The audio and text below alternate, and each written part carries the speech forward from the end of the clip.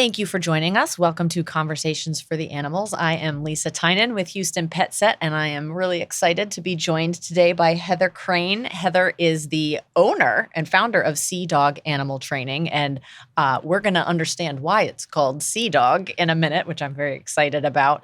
And today we're going to be talking about animal behavior and enrichment and husbandry and all the things I love to talk about. So I'm really jazzed for this. I hope that you are ready. So just to start, introduce yourself. Tell us about your journey and where you've worked and who you've worked with and what you've worked with, because this is the coolest. Sure. Yeah. So I started my career when I was 16 years old, working with dogs and cats. Really thought I wanted to be a veterinarian. So I was just trying to get kennel experience, just to kind of learn the business and what was expected. And I got promoted really quickly with a veterinarian I was working with. He promoted me to a vet tech and then kennel manager, which was interesting, working part-time and trying to manage people as a 16-year-old. It didn't always go over the best, but it was a lot of really great leadership experience early on. And from there, I went to college, and I was still on that pre-vet track. And then I met E.O. Wilson. Yes. May he rest in peace. I know. That was sad news to hear. But I actually got to have lunch with him. Wow.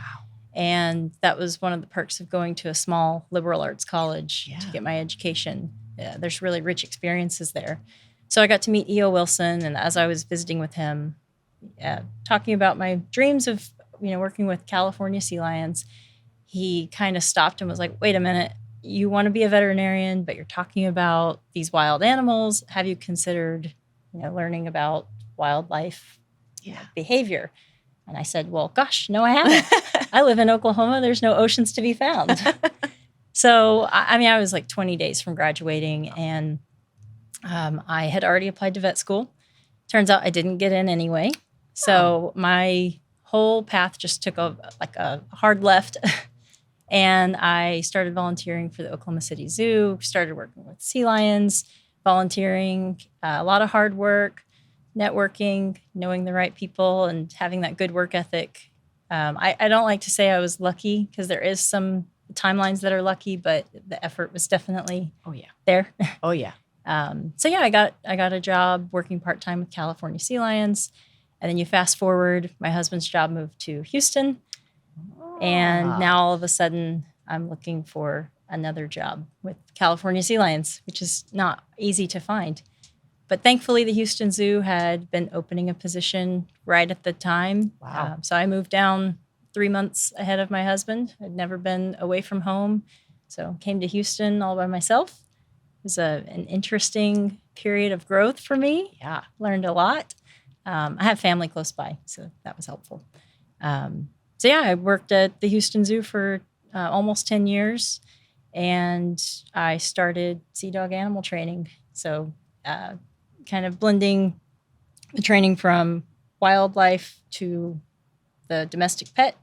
And that's been an interesting transition. I want to talk about that. Yeah. Yes. So, when you're working at a zoo, you get to work with the animals. Mm-hmm. It's just you guys there in the enclosure connecting. Right. When you are a professional trainer for dogs and cats or horses or whoever you're working with, sure, you have the added element of an owner.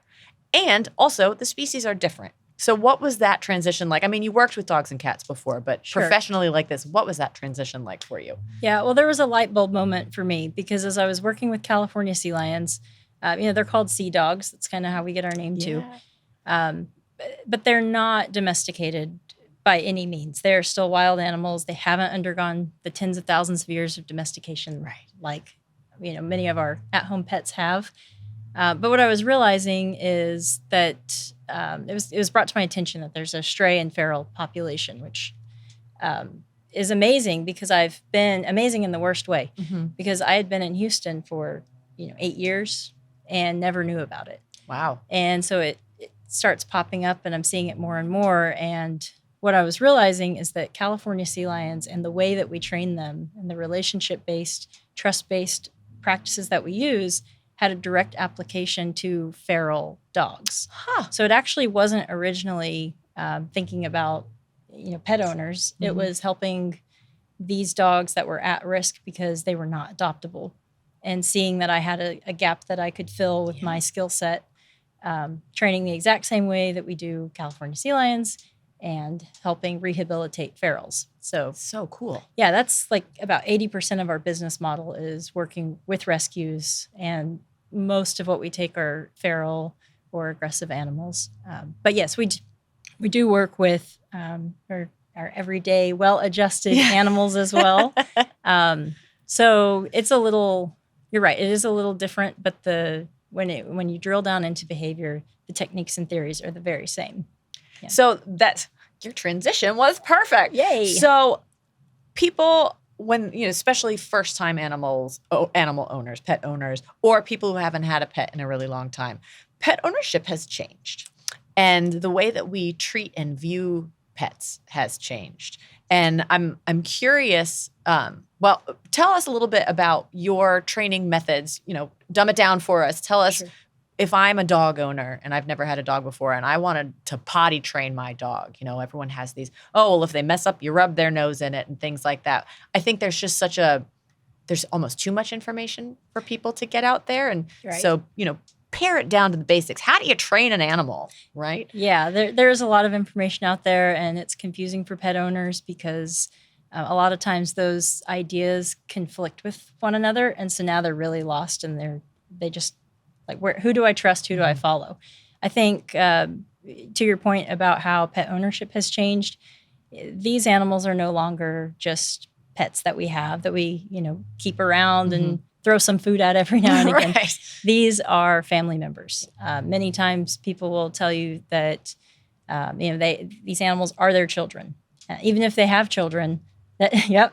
And now I also have a son now.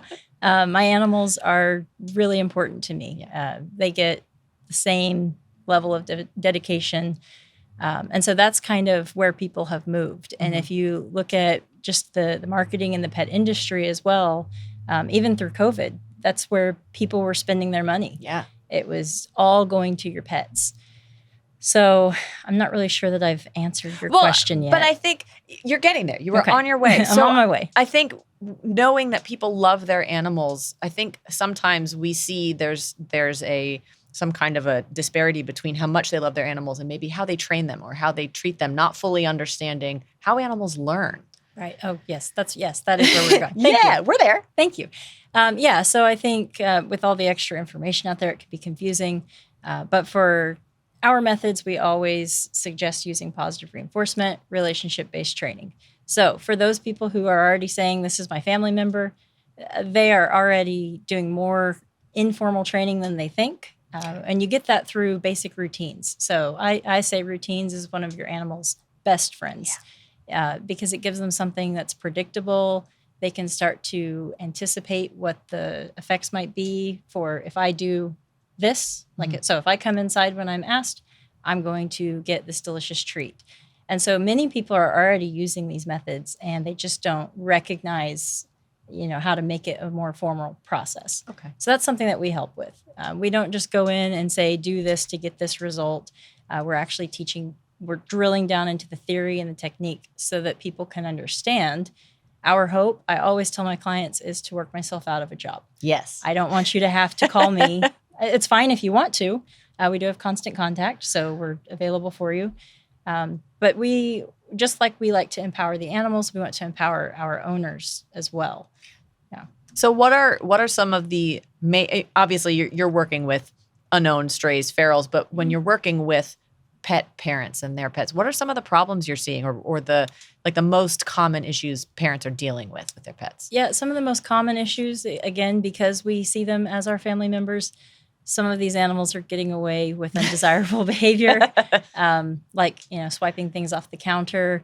It can be really innocent at first, but this is how rehearsal works. So every time an animal does something, they're 10 times more likely to do it in the future. That is in regards to things that we like, as well as these undesirable things.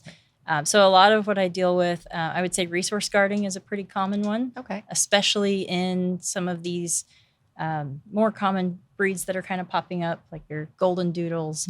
And it's not anticipated. familiarizing yourself with the breed that you're going to be getting. There's breed tendencies. And so I think those resource guarding is one of the biggest ones. And for someone who maybe doesn't know what that term means, what does that look like as a pet owner if you're pet resource guards? Yeah, you're right. That's a good thing to explain. So that can be anything that's really positive to the animal. Most often we see it start with food or like high value bones, treats. And so what the animal will do is they'll take it and maybe they'll run and hide in a corner. And that's all well and good until you approach, or let's say they get something. Maybe they get a chocolate bar they're not supposed to have. Now you're trying to take it. This is when we start seeing some of these, what we describe as agonistic behavior. It's not friendly. Mm-hmm. It's get away from me. This is mine. There's snarling, growling.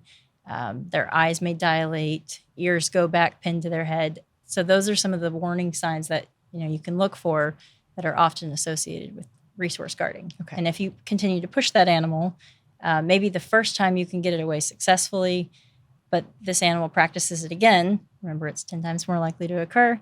It's going to be even harder to get it from them if you don't have something to leverage for, why they should do that. Right. And so oftentimes it leads to bites. And unfortunately, that's when I usually get the call is the behavior's been occurring for a while. It's been escalating. And then we get, bites. So do you recommend folks, if they're seeing behavior that they're concerned with, I'm assuming you would say contact someone sooner rather than later, right? Don't let it go that far. Right. Yeah. If it's unsettling to you at all and your instincts tell you like, oh, I don't like that, go ahead and call a professional.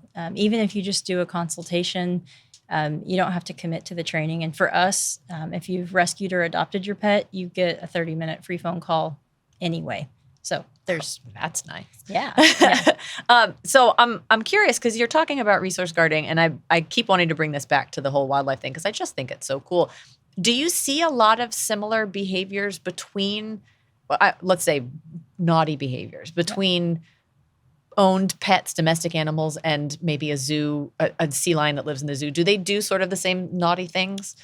Yeah. So I think why I even felt comfortable addressing resource guarding at all is because in the zoo setting, we're really preventative. We understand that we are not going to compete for any resource that a 1,000-pound sea lion would like to have. You can have it. Yeah, you drop the fish. That's shame on you. Learn to handle your fish better, because now it is free game unless you teach them a different response. So we've trained the animals. If I make a mistake and I drop a slippery fish, we just ask them to stay in place. Allow us to pick that up. We don't feed fish that have dropped onto the ground. But then instead, for letting us pick up the one fish that they could have stolen and gotten, now we give them several handfuls. Oh. So now it's teaching the animal an alternative response. And that's a lot of what you'll see with our clients as well. We try and shift this mindset from, I don't want my pet to do this, to what would I like them to do instead? And it's a lot more productive. I think it's just a better headspace for the owner, for the animal.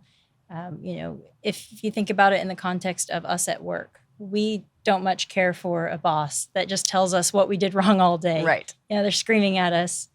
It doesn't much motivate us to do better. Mm-hmm. And it's the same for our animals. And I think it's an often overlooked thing that I find and just reteach with our clients. So you don't just say no. You say, no, here's what you do instead. Exactly. Or you say, you did a great thing. Congratulations. That's right. Yeah, here's your next opportunity for reinforcement. Yeah. And reinforcement, we can get into that later because it's a complicated thing. But I think many times when I first bring up reinforcement to our clients, they're thinking, oh, so my animal's only going to listen to me if I have a treat. Right. That's not true. It is true if that's how you train them, because animals do what they're trained to do. So I like to teach our clients secondary reinforcers as well. And so secondary reinforcers are things that have become positive over time by associating them with a primary reinforcer like food. Primary reinforcers are things that animals have to survive most often. So these are social animals. So for our pets, it is the affection, attention. You could argue that those are primary because these are companion animals. Right. But in a wild species, that wouldn't be a primary, right? Mm-hmm. So it's just teaching our clients that toys and attention, verbal praise. These are all reinforcers that we can use to help motivate and encourage behavior that we want to see in the future. Awesome. I love positive reinforcement. It makes me happy. Like, why would you want anything negative between someone you love so much, right? Let's all make it all positive. Right. So one other behavior I wanted to address, only because I see this, working in the animal welfare field, so many animals are surrendered because of separation anxiety. Yeah, that's true. That is one that we worked a lot on. Yeah, and I think number one, a lot of people maybe don't know how to recognize it, or they think it's separation anxiety when maybe it's boredom. Sure. So if you can maybe talk about what true separation anxiety looks like, and then maybe a little bit about how you can work with it, because it is fixable. It is fixable. Yes. So I'm actually surprised that I didn't think of this one on my own, because it is one that we deal with quite often. So much so that we did even create a free resource on our website, so that it's a shaping plan for how do I teach my animal separation anxiety training. And we also integrate the crate for a safe space. Absolutely. So I think early recognition it's like any behavior. The sooner you recognize it, the faster you can put in a behavioral intervention and also shape alternative behavior. So many times we'll see it when, let's say, an animal goes to their safe space or their bed or wherever that may be, maybe the couch, and you start picking up your keys, your wallet. All of a sudden, your animal is salivating, so they're slobbering everywhere. They're pacing, maybe they're whining, or for some, it can be more subtle. Maybe they're hiding. It's just knowing that this behavior looks different than how you see your animal 90% of the time. So I like to talk about baseline behavior. What's normal for your pet? That's all that means. And so then whenever you see any slight escalations, you jot that down, whether you can remember it, you can put it down if you like put handwritten it in notes. your notes thing on cell phone. Yeah. Mm-hmm. Yeah, because then if you get to the point where you need professional help, those notes are invaluable to us to kind of understand the behavior and the progression of that behavior. Because if we can figure out the function, then we can find a solution for you. So oftentimes we've got to uncover a lot if there were no, stories that you could tell us about how it kind of came to be. So what we do is we break it down for the animal. We do a lot of fake outs. We pretend like we're leaving. We pick up our keys and we desensitize. So what we show them is every time I pick up my keys or my wallet and jiggle the door handle, doesn't mean I'm leaving you. It sometimes means that, but not 100% of the time. So it's helping the animal manage their expectations of what is happening. Because, again, this is a trained behavior. Right. The animal sees, what we talk about the ABCs of behavior. The animal sees that there's an antecedent. You picked up a key. The behavior that is expressed in the animal is they start getting nervous, start wanting to be closer to you. Maybe they're guarding the door, not letting you leave. Like a toddler grabbing onto your leg. Don't go. That's right. And then that consequence is often that you still leave. And so then the animal is left having all those feelings of uncertainty. And so if you can give them some tools, we can talk about some enrichment. And again, teaching them just calm behavior is what gets you to come right back in those little fake out moments in the practices. Then you can really teach them how to manage their own feelings.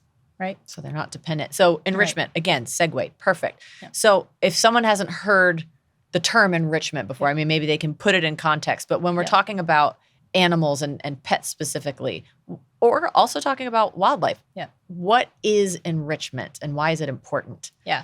So for our pets, I like to think of it as any way that you can have fun with your pet or allow your pet to have fun on their own. So it's activities.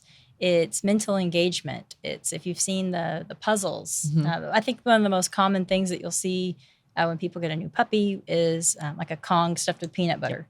That's great. Animals are going to figure that one out pretty quickly. So stepping up your game. That's actually another service that we offer is helping build your own enrichment. Because whenever I talk to our clients and after I explain what it is and how it can be activities, it's engaging some of their natural instincts and natural responses. If you think about the 5 senses, then you can key into each of those. Those are great ways to come up with enrichment. If you're drilling into those, then you can really get this mental engagement piece. And so it prevents boredom. It gives the animal an outlet so that they're not just waiting for you all day. Right. And many times I like to also think about the specific breed. So, if I've got like a herding breed, then maybe I'm going to have, like you can create like a PVC pole with a toy on the end of it, and you can have the animal chase that toy around. Instead of nipping at your ankles. That's right. Instead of your ankles, now they have something to direct that energy to. And then I think one of the expectations that I have to help clients with is that just because we think it's fun doesn't mean that the animal does. Sure. And sometimes they don't understand what you want them to do. So you actually have to train them and teach them how to play the game. And then you give them the freedom to create their own rules with the game. And there's always, always, always, please, any enrichment or device that you give your animal, watch and supervise first. Never just put something in and leave, because some animals or some breeds are more likely to ingest the item, and now your $10 of fun turned into a $4,000 vet bill. So opposite of enriching. That's right. That's right. Because now you've got a welfare issue with, not an unintentional one. Right. So yeah, I think enrichment is, you can be really creative with it. And I think that's the fun of it, is it's not just a Kong thrown in there. There's a marine mammal trainer that says, a ball bouncing against a skimmer, sure, it's in there, but that's not enrichment for the animal that's been in there for 2 weeks and just ignored. So we find ways to help them learn, what do I do with this thing? Yeah. How do I play with it? Actually, that kind of brings me into my next topic, which is talking about something that feels almost like it's specific to Houston. I'm sure it's an issue everywhere, but especially here where it's warm most of the year, we see a lot of pets just sort of left outside. So sometimes we think, I have a backyard, I can let my dog out and he's going to play, but they don't exercise themselves, right? They're not going to go out of their way to enrich themselves if they don't feel like it. Right. Yeah. So are you asking like what are outdoor enrichment ideas? Or what is life like for an animal who spends all of its time outside? Is that, maybe it feels like it's nice that they're not cooped up, but is that really enriching for them? Right. Probably not, unless you've done intentional measures to make it enriching. It would be the same as if someone, kicked you out your front door and locked the door for 8 hours and said, have fun. Well, eventually you're going to want to come in and cool off. You might want to have your snacks, that engagement with people. So it's the same for our animals. Houston is dangerous to leave your animals out. So, I think that's also why many people are bringing them in, not just because they're our family members, but also because it is dangerous if you don't have appropriate housing. That's, we could talk about what appropriate housing looks like. Actually, I think that would be a great way, because the timing of this is perfect. January is Unchain a Dog Month. Mm-hmm. And just recently on the 18th, Texas officially went into effect with SB 5, which is known as the Safe Outdoor Dogs Act.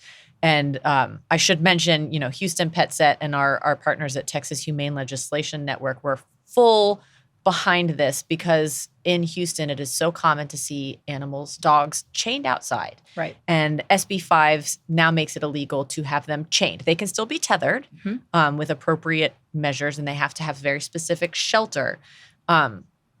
It's a first step. It's a first measure to take, but I'm interested to hear from you from a behavior, from an enrichment standpoint. Is that enough? Should we be going farther? Should people be tethering their pets outside? Right. Yeah, this is a huge win for animals all in Texas. This is something that has really bothered me. It's bothered a lot of our clients. Many of our clients, wonder, like, who would do that? Right. But, circumstances are different. And I think that's where we have to ask the humanity questions, just like we ask for animals. Why is the animal doing this? Mm-hmm. We should also look at, why are the people doing this? Mm-hmm. Many times it is as simple as culture. It's just what they were taught from previous generations. maybe they haven't made the transition that animals are not just property, they're family. It could be financial and not having an awareness that there are resources available, to be able to spay, neuter your pets, get dog houses, get pet food.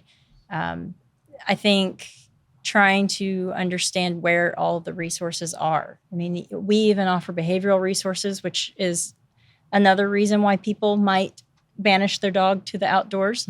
If they're eating your couch. Yep. Well, that's going to cause, financial problems. It causes conflict within your family. It's frustrating.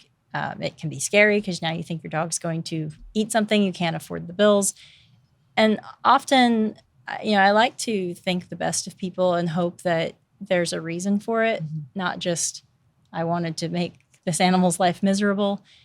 So I think it's asking those questions and not just assuming that all people who do this are horrible people. Absolutely. They may just need to learn how to do better. And that's what we're here for too. If anyone that's, thinking that they need to put their dog outside because of behavior issues, I will help with that. I love that. Yes. I love that. Yeah. So I do think I'm definitely against, keeping our dogs outside. I don't see a reason to tether, but that's from my perspective. So I've had friends back in Oklahoma who they wanted to adopt dogs, but because they were going to put them on a tether, they had a good reason. It was they were on a farm, they were shifting animals around, and so it was going to be a short time. But it didn't matter because if it's 1 minute, 5 minutes, an hour, these rescue organizations would not adopt out to those people. So I do. I just think it can be avoided. There's plenty of resources nowadays, but I think maybe that's something we can all do better is showing and making those resources more available, which I think Houston Pet Set does an amazing job at. Thank you. Yeah, I agree with you. I think it's so important to understand. You're talking about the ABC. Why are they making these decisions to put their pets outside, and knowing that there are humane ways to do it. Yes. There are pulley systems and there are things that aren't heavy chains, and also knowing maybe don't do it during the heat of the day or freezing at night. And part of that now is explicitly against the law, which is great. Yes. But coming from a place of compassion and education rather than condemnation, I think is key. Right. Well, I mean, we do that with our animals. And I think when you talk behaviorally about changing people's behavior, which I never suggest training people, by the way. But if you use a clicker, it's really easy. No, I always tell my clients, if you start, these principles are really cool. They're amazing. They work, they're going to feel like magic, but you can't use them on people because it's the fastest way to destroy trust, right? And it's all trust-based. Yes. But so what I'm more talking about is if we can use compassionate methods just like we use with our animals with people, and we come from a point of understanding and giving these alternatives and then encouraging that, people are going to respond better to feeling like there's a solution versus a judgment of you're a horrible person, why would you do this? And now we take your pet. That's right. Yeah. So it's and that is punishment. And punishment is not always effective. And we're so about positive reinforcement at this point. So it's all coming full circle. Yes, yes, it does. Animals and people, it works the same way. That's right. Heather, thank you so much for joining us. This has been a fabulous conversation. We could talk about this all day. Yes.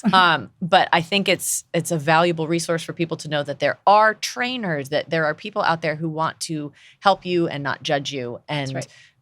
It's wonderful that you offer those free consultations just to give somebody a chance Yep.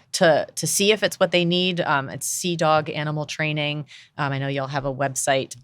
Thank you again for joining us, and hopefully our listeners learned something interesting today. Yes. Thank you so much for having us. It was an Absolutely. honor and a pleasure. Oh, thank you. Yes.